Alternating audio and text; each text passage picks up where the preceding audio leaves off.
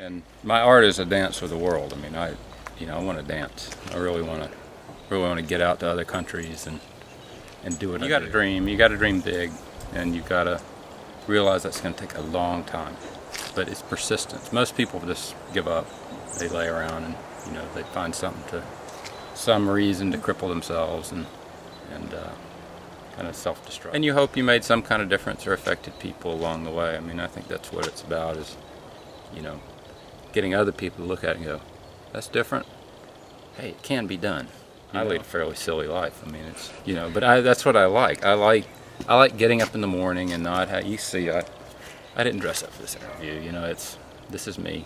I'm not going to put on any airs. And when you guys leave, I'll be back welding or getting dirty again. So I already had some ideas about the Alabama, but hold up, there's a beautiful piece of art, which yeah, the Alabama does stand for something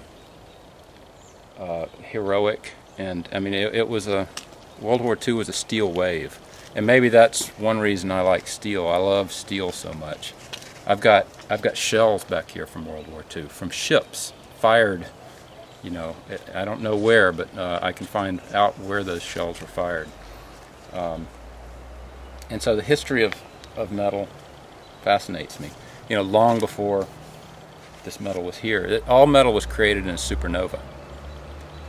Not even after the Big Bang there was no metal, and the dying star, that's where this metal came from. And so, I mean, think of the history. If you could go back in time, and then it was a meteorite slamming into the earth, and people think it's just a piece of rusty junk, but no, it's a glorious. Metal's incredible stuff, and then it flows through your veins, to carry oxygen. So I started looking around the yard, and I found this, which was made right after World War II, I think. This is a top to a tractor. See where the smokestack came out? And this I think it's after World War II, because this is when they started making cheap stuff. They were out of metal. We'd thrown it all at the Germans and Japanese, and they had pulled it out of, I mean, my mom used to gather metal and rubber on rubber drives, and everybody worked hard on that war. So I started looking at this, and it kind of spoke to me, and I cut it, and boom, we can start building the hull. Put that together. Drop this. This is right after World War II. That'd be a nice base for the tower. And then we can throw that in. I don't know. It's nice if some of the guns maybe, or something that worked hard, come along, and we can put here's a nice back, start back to the ship, and we can put just about any number of things down for gun turret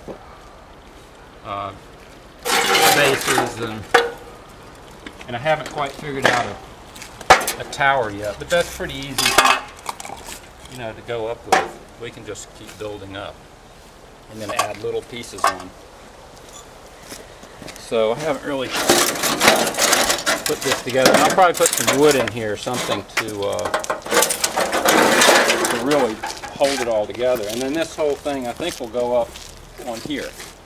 So it's got a natural base, so it's very easy to move around, and will stand on its own.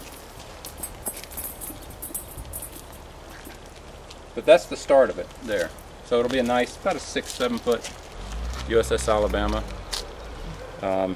And each one of these pieces has a story. I mean, the guy that mowed the lawn with that might have, I wouldn't doubt it if he was a veteran.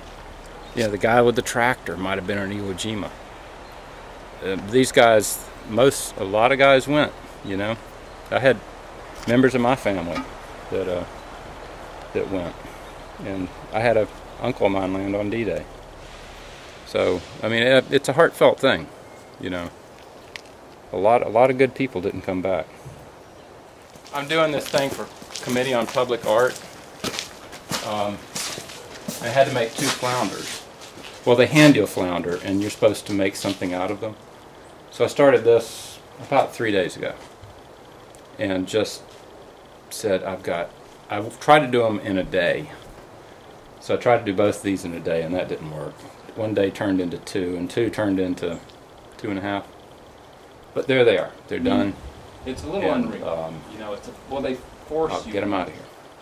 You know, and that's one more thing I can check off the list and feel a little better about and move forward, because it's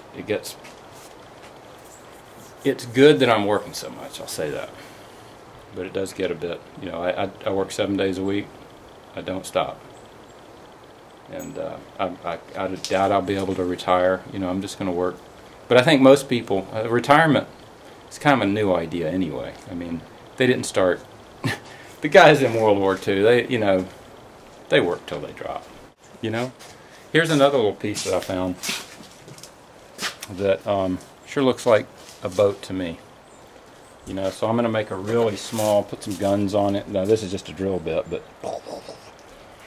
you know, I mean, it's a silly little knot piece of wood, but to me it looks like the Alabama. So, you know, I can drill a few holes, stick some pieces of metal in there, and suddenly it's art.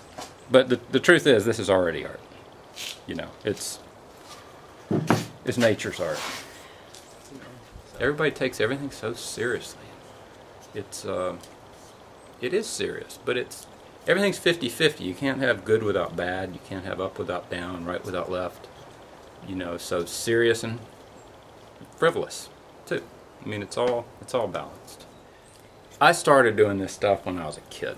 I mean, when I was about 5 or 6, I started making presents for my mom, and I remember gluing rocks together and painting them. Made little bands. You know, this is the Beatles, and you know, I mean, it was just in the mid-'60s was, you know, rock and roll was just starting out, and I started making little rock and roll bands and stuff out of rocks. And you know, I haven't always done the best that I could have, I think, but I've always tried my best.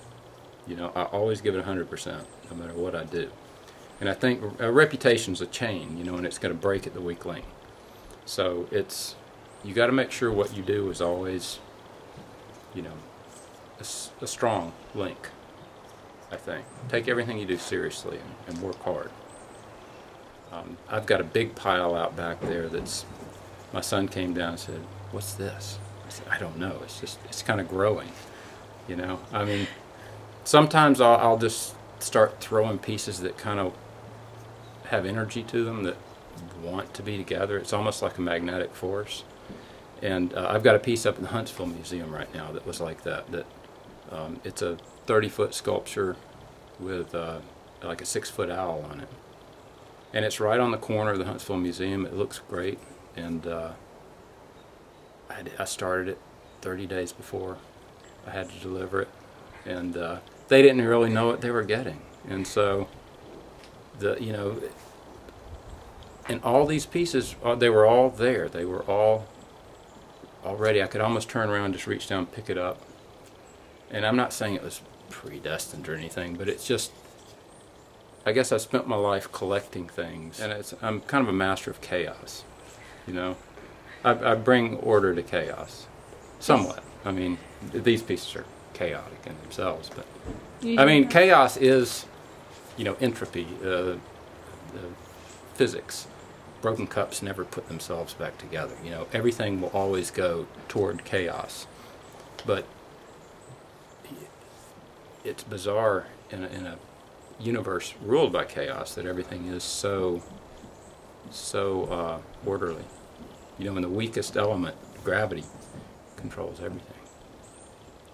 And it really is the weakest element of energy. But it's why we're standing here. It's why the moon is like a clock, you know.